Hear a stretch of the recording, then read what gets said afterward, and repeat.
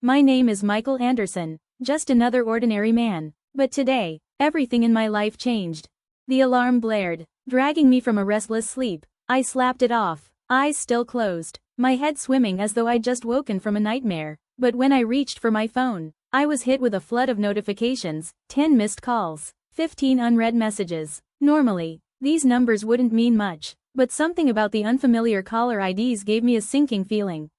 I'd seen my fair share of spam calls working in tech, but there was something different about this. A nagging unease crept over me, heavier than I was used to. I sifted through the messages, each more bizarre than the last. One stood out, a voicemail.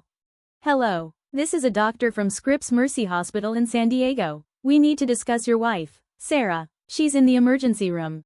I froze. The words, "your wife," and "emergency room," hit me like a punch to the gut. Sarah? Why was she in San Diego? She'd never mentioned anything about being there.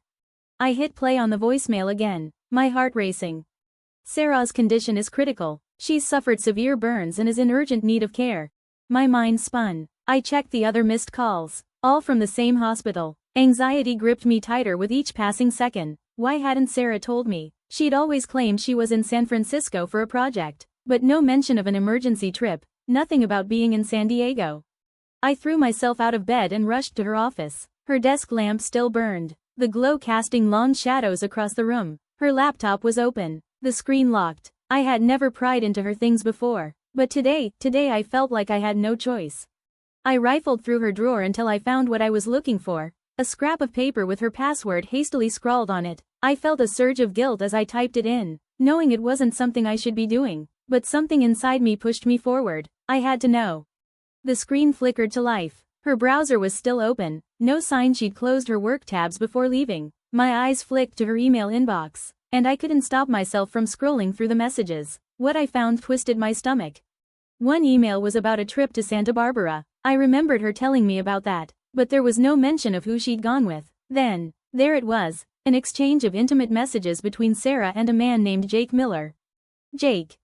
The name hit me like a hammer. Jake was her college friend, the one I'd never trusted, but Sarah had always brushed off my concerns, insisting they were just friends. But now, as I read their affectionate, flirtatious messages, I couldn't pretend anymore. This wasn't about a business trip gone wrong. This was something much darker, something Sarah had been hiding from me for God knows how long. It didn't stop with the emails. I found Facebook messages between them, setting up secret meetings, planning their next steps. The worst part? Sarah's family had been involved. They knew. They were helping her. A rush of anger surged through me, hot and wild. I couldn't believe what I was seeing. This betrayal, this lie, wasn't just about me. It was about everything I thought I knew, everything I had trusted. I couldn't just sit here. I needed answers. I dialed the hospital, my fingers trembling as I explained who I was. After what felt like an eternity, I finally spoke to someone in the emergency room. "Yes, your wife is here," the nurse confirmed. "She's in critical condition, suffering from severe burns and smoke inhalation." I choked back a laugh, my voice cold. "That can't be my wife. My wife is in San Francisco." But even as I said it, a cold knot of realization twisted in my chest. Deep down, I knew. The truth was becoming undeniable. No matter how much I wanted to deny it, Sarah had lied to me, and not just once. The anger inside me boiled over. This wasn't just about a wife deceiving her husband. This was a betrayal of everything we had built together, of everything I had believed, and I was done pretending it wasn't happening. I couldn't let Sarah walk away from this, not without facing the consequences of her actions. I needed to know why. Why had she done this to me? Why had she chosen him? I needed answers, and I wasn't going to stop until I had them, though I didn't want to. I couldn't tear my eyes from the screen. Every email, every message, every trace of their secret meetings was right there, undeniable. What once seemed harmless now felt repulsive. My trust, my peace, buried beneath layers of deceit. I inhaled deeply, trying to calm the storm inside me. I needed to speak to Sarah, but first, I had to confirm, again, that what I'd seen wasn't some delusion. I called Scripps Mercy Hospital in San Diego. The phone rang endlessly, each second tightening around my chest like a noose. When someone finally answered, I spoke before I could lose my nerve. "This is Michael Anderson. Is my wife, Sarah Anderson, a patient at your hospital?" The woman's voice was professional but heavy with concern. "Yes, Mr. Anderson. She's in critical condition. We need your cooperation." No, I said, more to myself than to her. She's supposed to be in San Francisco. But deep down, I already knew. Doubt had become certainty. Her lies had unraveled, and now the truth was staring me down. I let the phone slip from my hand and stood, cold from the inside out. I couldn't waste another second. If I hesitated, I'd be swallowed by this nightmare. Anger turned to resolve. I wouldn't let Sarah keep pretending, living in a reality she created while I was left drowning in confusion and betrayal. Enough was enough. I decided to go to Jake's house. Not for a confrontation, at least. Not a violent one, but for answers. I couldn't live in shadows anymore. If there was any truth left, I had to face it.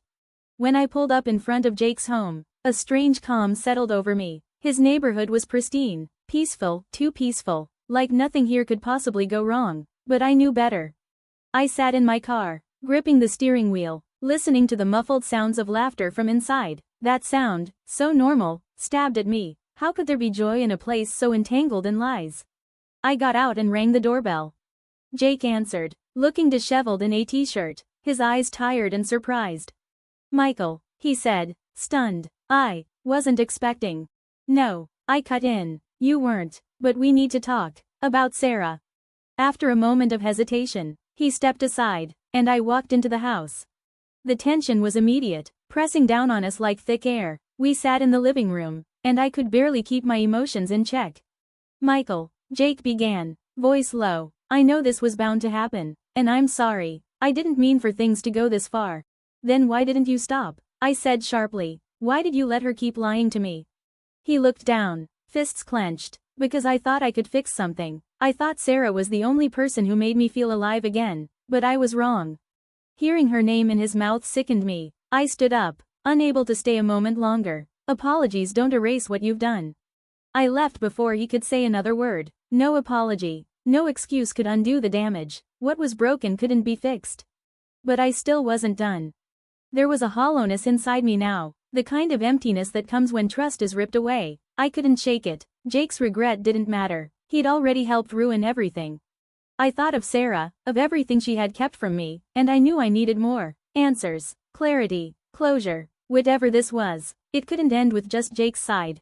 When I got home, the house was unnaturally quiet. My daughters, Olivia and Emma, were playing in the living room, their laughter a brief reprieve from the weight crushing my chest. For a moment, I allowed myself to forget, but only for a moment. I couldn't let this linger in silence. I needed the full story.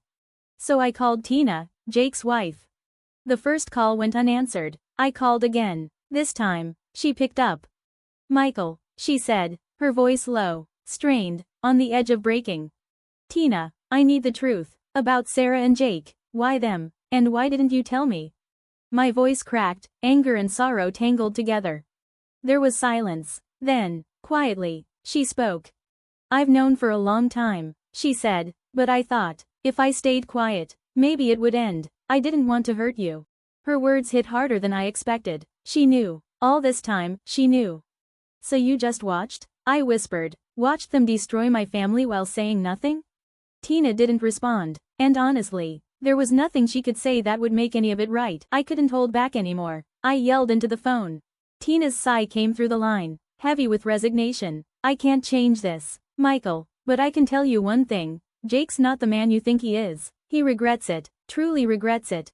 Her words struck deep, but instead of comfort, they left me cold. How could she say he regretted it? Regret didn't undo the damage, didn't rebuild what was broken. And Sarah, my wife, the woman I had built a life with, had betrayed me. But the question that gnawed at me was, did she regret it? Could she ever change? The call with Tina didn't answer any of the questions swirling in my mind. It only left me more lost. I had to see Sarah, to face her, if only to get the explanation I was desperate for, to hear her side of things. Even if I knew deep down it wouldn't undo the damage, if I didn't do this now, this betrayal would haunt me forever. I drove to Scripps Mercy Hospital, the very thought of seeing Sarah again tightening my chest. It wasn't concern for her health that made my heart race, it was the impending confrontation, the betrayal that had changed everything between us. What would I even say to her? The questions were endless, but one thing was clear, I had to confront her, to face the woman who had once been everything to me, now the person who had torn my world apart. The hospital's emergency room felt like a different world, cold, sterile, filled with the hum of machines and the muted footsteps of staff rushing by. I saw Sarah lying in the bed, her form barely recognizable beneath the white bandages. Her eyes were closed, but I knew she was still breathing, still clinging to life. A part of me felt the ache of everything I had lost, of the woman I had loved, but another part of me burned with fury. This wasn't the woman I'd married. This was a stranger, a traitor. I moved closer, studying her face. The memories of the good times we had, the joy we shared, now felt like ghosts, fading, unreachable. When I opened my mouth, I didn't know what would come out, but I knew one thing for certain: I couldn't forgive her. "Sarah," I said, my voice steady, but cold, "I know everything. I've seen it all, what you've done, and I can't forgive you. You've destroyed everything. You've destroyed this family." I didn't wait for her to respond. There was no point. I already knew that nothing could change the truth. No words would undo the betrayal. I had faced it now. The anger, the hurt, it was all there. It was unbearable, but it was my reality. I stood over her, my eyes fixed on her face. No remorse, no apology, not even an acknowledgement that she knew the damage she had caused. She was in a coma, fighting for her life. But to me, she was already gone. The woman I once loved had disappeared, leaving only a shadow of what used to be. I turned and walked out, leaving the hospital room behind. There was nothing left to say, no more explanations, no more forgiveness. The wound was too deep, and now, there was only one thing on my mind: revenge. It was no longer about closure. It was about making her face the consequences of her actions. Returning home didn't offer me the solace I expected. Olivia and Emma were in the living room, playing as if nothing had changed. Their laughter should have been a comfort, but it only reminded me of the lie I had been living. I smiled for them, forced it even, but it felt hollow. Everything around me blurred. The life I had worked for, the family I had built, all of it was slipping away. I knew I couldn't let this slide. I couldn't pretend like everything would just go back to normal. Sarah's betrayal had shattered everything, and I couldn't ignore it. I had to make her understand what she had done. I had to make her feel the weight of her actions, no matter how far I had to go. So, I made a plan. My heart was full of rage, but there was a cold determination now, too. I would make sure Sarah understood the price of her betrayal. She wouldn't be able to run from it, not this time. That night, I called Tina again, but this time, I wasn't asking for her apology or her sympathy. I needed the truth, the full truth. "Tina," I said, my voice tight with restrained anger, "I need to know how long this has been going on. How long have Sarah and Jake been involved?" There was a long pause before she finally spoke, her voice weary. "Over a year, Michael." I tried to stop them. I begged Sarah to end it, but she wouldn't listen. She wanted to go back to that past with Jake, and he didn't want to let go. I felt my world tilt. A year? All this time, I had been blind. Everything I thought was a mistake or a fleeting affair now felt like a long, drawn-out betrayal. I could feel the walls closing in around me. The man I had been was gone, replaced by someone unrecognizable. "Tina, I understand," I said, my voice cold and indifferent, "but I won't let it slide, not like this." The next day, I went back to the hospital. Sarah was still unconscious, still fighting, but I knew I couldn't wait any longer. This wasn't about her health anymore. It was about confronting the mess she'd made. I spoke to the attending doctor. "How's she doing?"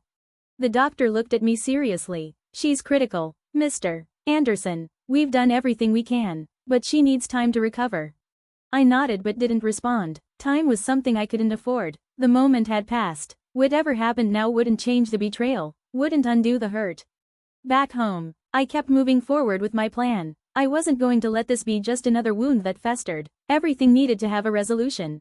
I contacted Josh, an old friend of Sarah's, someone who had once been a part of her life in ways I could never understand. I wasn't sure if he still had ties to her, but I needed help. I needed support. Whether it was right or wrong, I was going to finish this.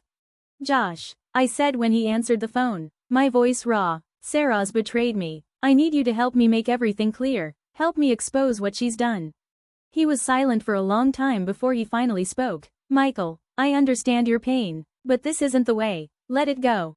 But I couldn't. His words, though sincere, only pushed me further down the path I had chosen. The anger was too strong, the need for justice too urgent.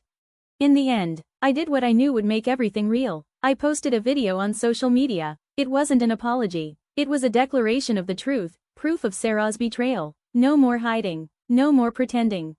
I clicked post, and as the video went live, I felt a strange relief wash over me, not because I had won, but because I had faced the truth. There was no going back now, and for the first time in a long time, I knew that no matter what happened, nothing could ever change the reality of what had been done.